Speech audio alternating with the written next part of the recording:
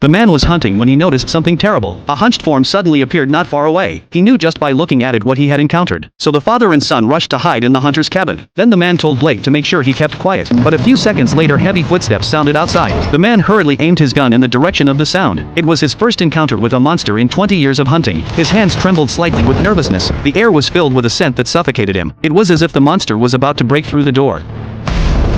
The man realized it was a matter of life and death, but he didn't expect it, just as he was about to die. But for some reason the monster turned away. Only after a long time did the man slowly stand up. The scratches on the wooden planks were clearly visible, but the monster was no longer around. But he still raised his sniper rifle to observe. But the next second, he still saw a flash of the monster, although it didn't hit it. But the hissing sound was still slowly far away. Only then did the man breathe a sigh of relief. When confronted by his son's questioning, he lied that it was a bear. Everything looked too weird, so the boy didn't believe it was a bear at all. So he snuck down to the basement. He overheard his father's conversation with someone. It turns out that today they met the legendary werewolf. And at this point, Blake didn't know. One day this would become his nightmare. 30 years passed. He had already grown up and moved to the big city. He had forgotten all about the legend of the werewolf. But what he didn't know was this. An email reminded him of that farm. It turned out that Blake's father had died. The key to his old home was sent to him by a neighbor. Thinking he hadn't been back in years, so he rushed back with his wife and daughter. Along the way they were all very excited. But soon Blake realized the old road up the mountain was actually closed. Just when he didn't know what to do, it just so happened that a hunter passed by, since he was Blake's childhood friend. So the hunter got into his car and showed Blake the way.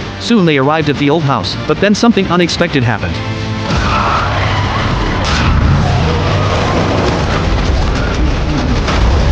Luckily, the truck was stopped by a tree trunk. The hunter tried to open the car door, but then he fell from a height of several meters. At this point the family was in a state of shock and disarray, at Blake's request, so his daughter and wife risked climbing to the top. However, it was at this time, suddenly a low hissing sound came out. Then Blake saw a monster in the rearview mirror. Seeing that the monster was close to him, so he hurriedly unbuckled his seatbelt. Then he tried his best to close the car door. At this time the injured hunter was still struggling, but the next second, an arm suddenly broke the car glass. At the same time Blake was also cut. A scream immediately attracted his attention. The hunter was actually pulled away by the monster. Then the low roar got farther and farther away. It seems that the monster has gone far away. Blake rushed to rescue Jenny and his daughter, because this is near the old house, so they found it easily. However, just at this time, the monster's low roar came again, so the family had to run as fast as they could. Luckily, at the critical moment, Blake used the key to open the door in time. When the monster was about to pounce on them, they rushed in smoothly. They successfully stopped the monster outside the house.